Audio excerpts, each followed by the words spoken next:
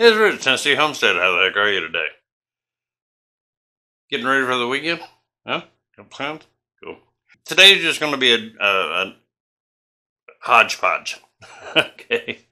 One, if you're into cattle, things of that nature, now's the time to start hunting your hay if you're buying hay. If you're cutting your own, then of course, carry on. But if you are hunting hay, spend a little time talking to the producer. Make sure that you're not getting a bunch of grass on coated stuff, and there's a couple different brands out there. Find out they're using a grazable herbicide on their grass, on their hay. With beef cattle, that's something you're going to eat. I just assume them not being fed on herbicides. If you're going through the trouble of grass-fed beef and so forth, why do that? If it's for horses and so forth, horses do fine with the grass on. With what research has been done, let me clarify that just a little bit. So far, they haven't found any negative effects with horses. But please don't sell that manure to somebody for gardening and farming, because it's really going to louse them up. Be advised and advise them. Okay. There may be some people, if you're willing to give them a big enough deal on the manure, to go ahead and they'll take it out to their place and leave it set for a few years and test it and so forth. But do give them a heads up. So even when you're buying hay for horses, do check to see if they're using any grazable herbicides. If they are, pass that along to anybody that you're trying to give or have them using manure. There has just been so many nightmares out there where you're lousing people up who are growing food in it. A lot of people are beginning to withdraw from buying from horse owners or any of that having much to do with the horse manures. Going to cut your nose off and spite your face if you keep not informing people. And it gives you a little edge up if you got two horse farms there that are trying to get rid of some manure, and you can tell them, nope, none of my hay contained any herbicides. That's a one-up for you. Okay, they're more likely to empty you out and clean up your place for you as the fella who doesn't know. And don't elaborate if you don't know. Okay. If you don't know whether herbicides have been used or not, just tell them now, so that they're aware where you're putting the risk back onto them. But it is that it's really turned into a lot of problems for a lot of folks. Ran into a couple about a week or so ago that it created a nightmare for them. Well, let's see, the stuff in the cities is still going on. I heard that Donald Trump's looking into whether or not they can cut off some of the federal funding for the cities who are not aggressively trying to handle this mess. I got my doubts. Okay, I really do. It's going to be kind of like the funding of defunding sanctuary cities. That didn't work out well for them either. Nice threat, got everybody jumping around. Got Cuomo out in New York making threats and politics. There's a part of me that wish the Democrats would have came up with a political alternative to President Trump, but they sure didn't. They came up with another mess. Probably, I don't know, it's hard to say that there's any worse mess than Hillary Clinton, but that we just don't seem to have good options out there for leadership. On the flip side of the coin, it's hard to get really good people to get into the mud of politics. You really got to have a dedication. There's a few that get into it for love of country and their countrymen, but they're pretty few and far between, sad to say, in both parties. And the only thing I've got against Donald Trump is if we had a viable option, maybe some of the dust would settle. Getting tired of all the rhetoric from everybody, okay? Which is standard for me in any presidential election year. Let's get this done I did put up that video about the USPS, the United States Postal Service. It was really a nightmare, folks. It truly was. The amount of that just discarding mail and so forth is staggering. It is truly staggering, and it's happening all over the country. And the Postal Service all gives you the same line. Oh, well, it's the first time in 30 years I've ever seen that. Nonsense. Nonsense. And if that's truly the case, then that tells you that for the first time in 30 years, somebody actually got caught doing it. Because I know I've went clearing out, along the fence row and stuff of that nature. A few wooded areas and stuff, you get moving through there and you find it. A lot of times it's not in nice little bins, it's just mail scattered all over the place. And I always see if it's the same address. I get ornery sometimes to go knock on their door and say, hey, will you keep your trash on your own property? But you start looking at it and you see it's all different addresses, so you kind of figure what it is. I had said at the start of that video that I'd had some personal things with the Postal Service when I was out in Vegas, and I had to edit that thing down. It would have taken 6 months to get it loaded. When I was living in Vegas, when I bought the new house out there, we just had all kinds of problems with mail. Okay, people would mail us something, would never see it. Got to the point to where if I bought something online, I started telling people, if you ship through USPS, then no, I need this shipped either FedEx or UPS. Do not use the Postal Service. What we had going on, we wouldn't get parcels. Okay, if they shipped it through the Postal Service, we would not receive it. Now, that is not necessarily the Postal Service's fault. They had a crooked letter carrier. The guy was a crook. How we got to know the neighbors, though, it was kind of nice because you were always meeting out in the middle of the road after, the end of the day, swapping mail back and forth. But, and then I filed a complaint against the guy. And because of this kind of nonsense, what I got was a nasty note in my mailbox, which I also made a copy of and took to the post office and said, hey, this guy needs to knock it the heck off. But we had a situation where we had an old Subaru four-wheel drive where we'd go out in the desert with it, playing in the desert. So we had ordered a GPS system that we could put in the Subaru, to travel out in the desert. That was fairly expensive, folks. It really was.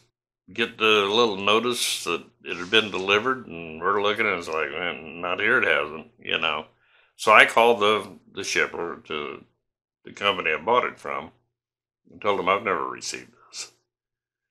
And explained to him, I said, did you ship it UPS like we said? And he's like, no. We sent it through the Postal Service. I said, well, there's the problem. I said, I think we got a thief for a postal letter carrier. And the guy's like, oh, man. He said, yeah, I see it in the paperwork. It was supposed to go UPS. So he next day delivered a new GPS system. And I told him, I said, I feel bad about you getting stuck on this thing, but I told you guys, And he said, don't worry about it. He said, we'll be tracking that from here. And he says, whoever turns it on will find it. So it's like, okay. And I did tell the guy that I did file with the Inspector General down there at the post office, and they've opened up a case on this thing because I went through the whole list with this clown.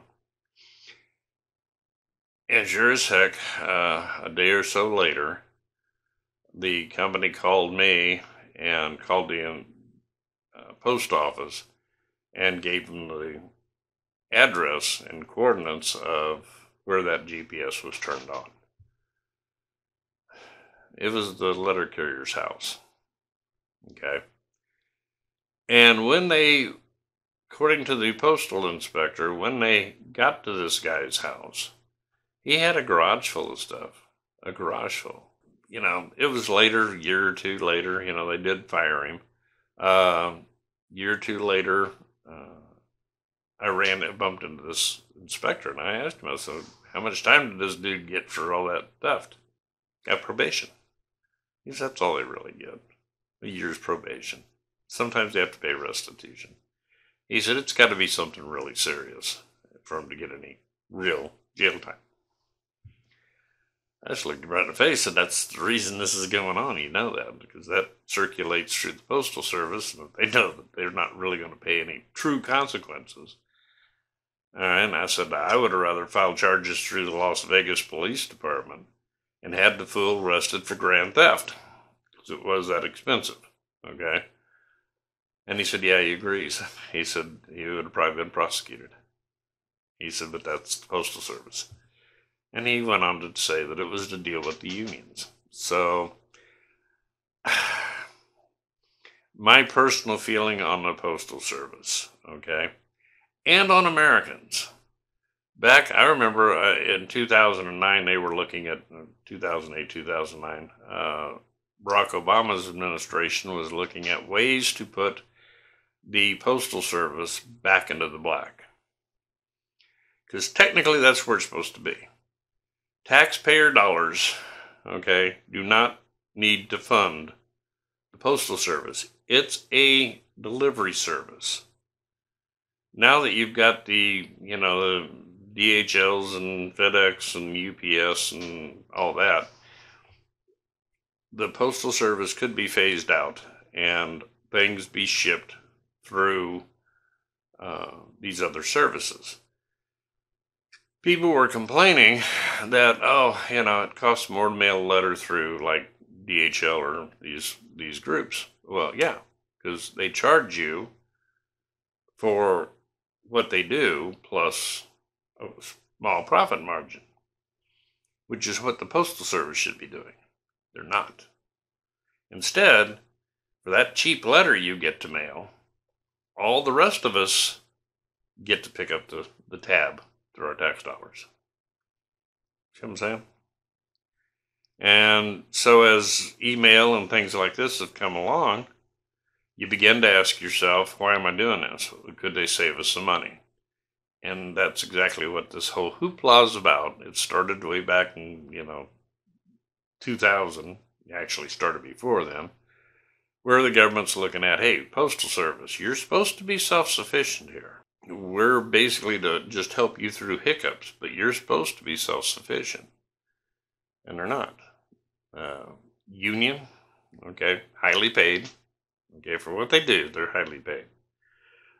Things of this nature. And a lot of politics involved. But then you also have the American people. Postal Service delivers 6 days a week to your house. Why? Think about that for just a minute. Why? You're telling me you can't live getting mail maybe 3 days a week? Really? Everybody changed their mailing dates, or, power companies and so forth mail out their bills with a few extra days added in there to make up for delivery time? You know how much that would save the American taxpayer? Lots. Because then they can utilize those letter carriers as sorters, okay, for the other days of the week. If you do these things and get it right, you could make the Postal Service work, okay? Even most postal, post office managers, things of this nature, will tell you honestly, yes. And it's not like we're paying premium dollars for premium help. We really aren't. The Postal Service is a prime example of affirmative action gone wrong. Okay? And it's affirmative action across the board, all different races. They're more worried about filling their affirmative action quotas than finding competent people. Okay? And a lot of them are just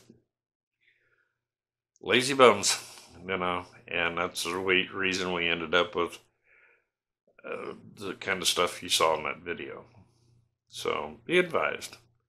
But yeah, they're not given any real penalties for, they usually get probation. Unless it's really a bad situation.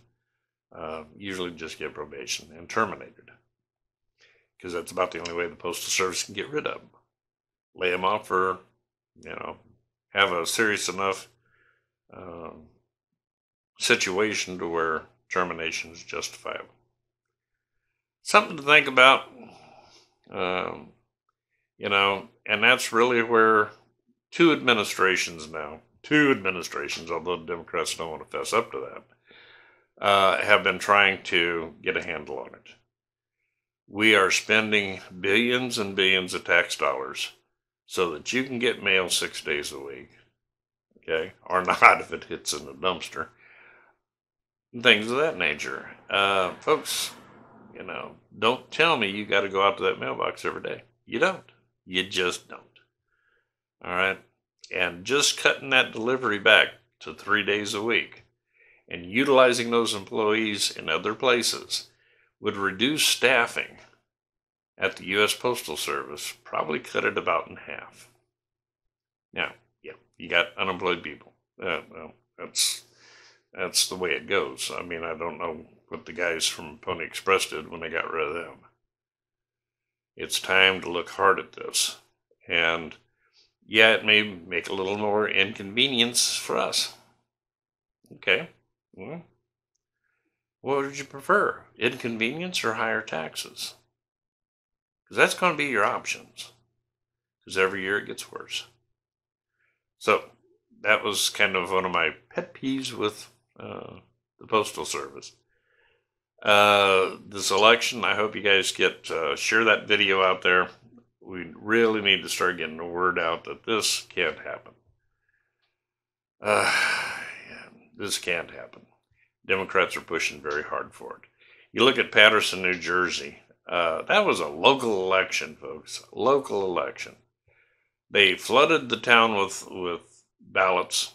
Most of they finally had to take the whole cotton picking election, throw it out, and redo it. It was that hosed up. New York State just finally started going, okay, well, you were close, we're going to make you the winner, and because they're still counting votes. We can't do this on a presidential election. Federal law says that we have to do it on this day, get everything squared away, and get this guy in the chair in a certain time frame. We can't have this dragging on forever. Okay? We really can't. And we've got so much playing around going on by the Democrats of trying to fiddle with the Electoral College and all this kind of stuff. Even blue states threatening to secede from the Union. I'm a Southerner. I wish them well. Okay?